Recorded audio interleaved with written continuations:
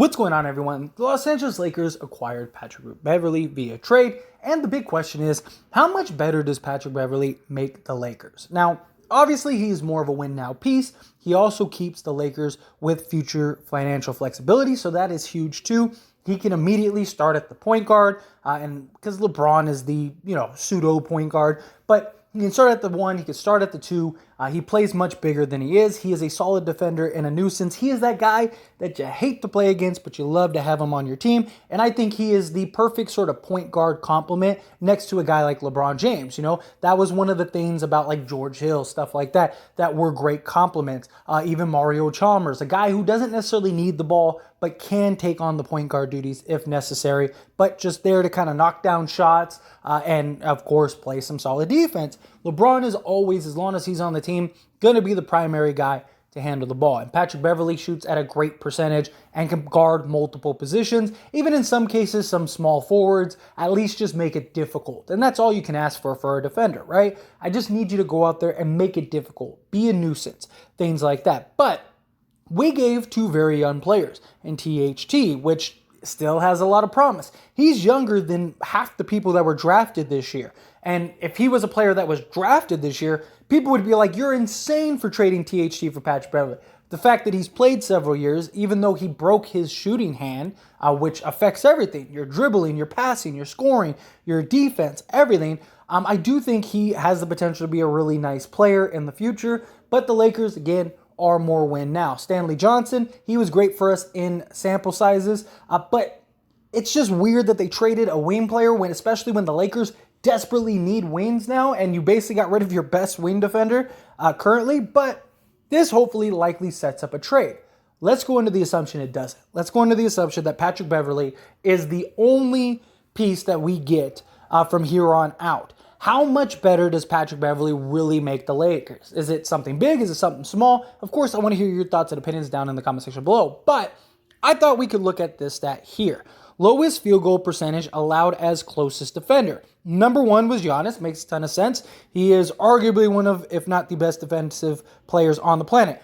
Number 2 is Patrick Beverley at 41.9. So he's not just a guy that is just for show.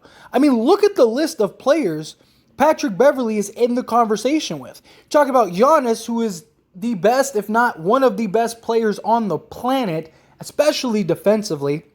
Ben Simmons, who many believe is the best on-ball perimeter, just solo defender in the league. Rudy Gobert, who basically just has led the league in blocks and stuff like that for the last, several years. And besides Patrick Beverley, Anthony Davis. Anthony Davis came in at 42.3%. So that means the Lakers, now with Patrick Beverley, have out in their starting 5, because I do believe Patrick Beverley is going to start, they have 2 of the 5 best defenders in the entire league. That is huge based on stats. Now, of course, you need team defense, you need help defense. There's a lot of things that go into that. But this stat is very telling for not only Patrick Beverley, but Anthony Davis as well. These 2 guys are now on the court together, and they are the 2 best when they are the closest defender. That means closeouts, that means on the ball, that means switching, things like that. That means basically all of the elements that go into playing defense. You got Patrick Beverley and Anthony Davis, who are the number 2 and number 4 in the top 5. So that is something that is going to help Patrick Beverley tremendous and the Lakers. Besides that, he is a career 38% three-point shooter. So you literally got one of the better 3-and-D guys in the entire league. Now, of course, Patrick Beverley, his age and stuff like that is a question, but he hasn't had, knock on wood, an injury history. He's been a solid player. He is that nuance. He is that guy that is that knack, but he brings so much tenacity and just energy. His energy is infectious. Now, imagine the energy he brought when the Wolves won the play-in game. That's going to be him and the Lakers night in and night out.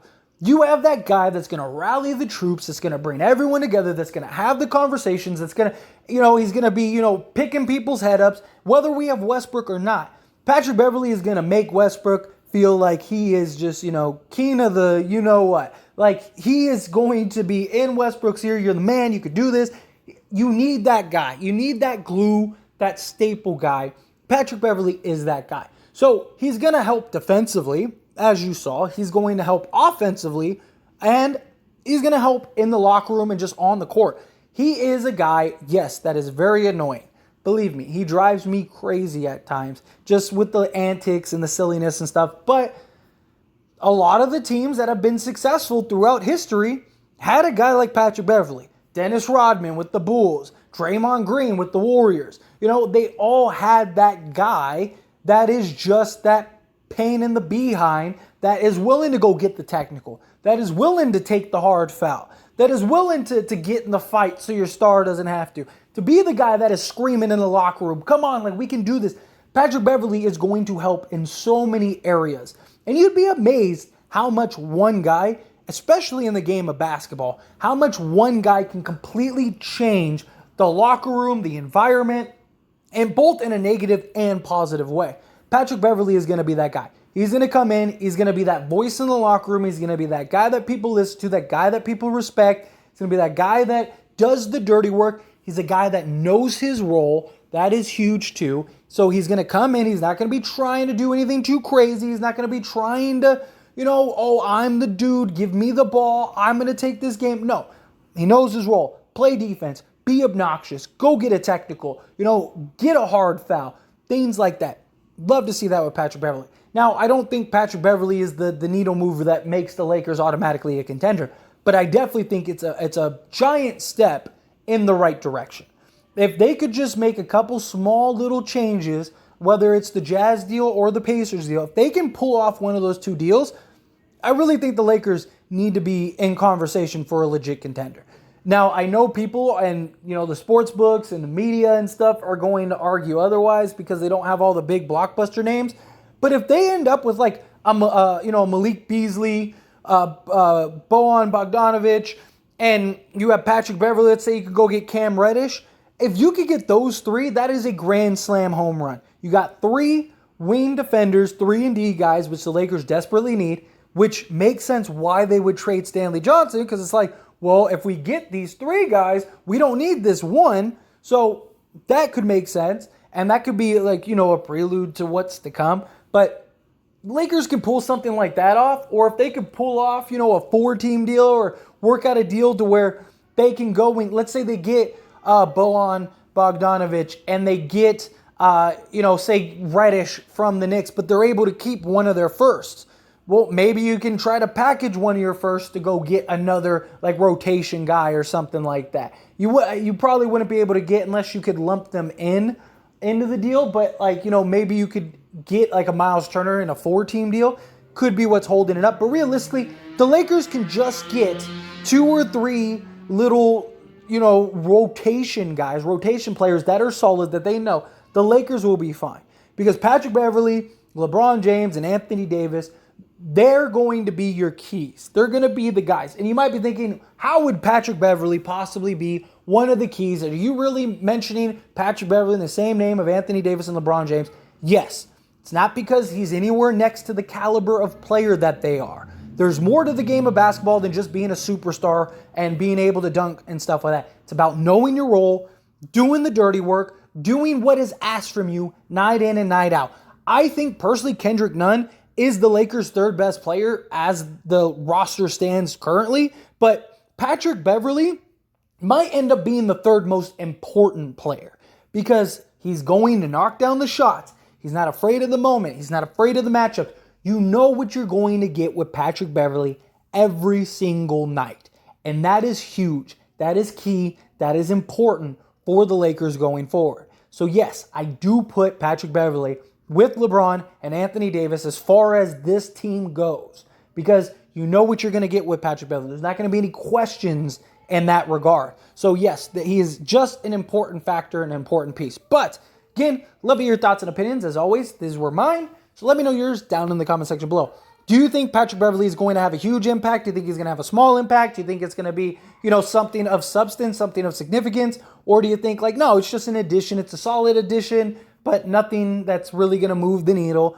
I do think this is going to move the needle more than people think. The problem is, it's not like we had like 30 games without him. I mean, we had an entire season without him, but we have an entire new team, so it's kind of hard to judge. Like, was it just this one player that was the factor? Like, if we added Patrick Beverley towards like the end of last season, then I think you might have seen, it might have been more obvious. But I think Patrick Beverley is going to be, he's a step in the right direction. I still think the Lakers need more to be a legit contender, but this is definitely huge for the Lakers. Anyway, again, however you feel about it, love to hear your thoughts and opinions down in the comment section. That being said, hit that like button. Helps me out a lot. Lets me know you enjoy these types of videos, and I truly appreciate it. If you're not subscribed to the channel, hit that subscribe button, followed by the bell notification. Stay up to date with all things sports. Join this wonderful community and all of our discussions. I'll see you all in the next one. Thank you.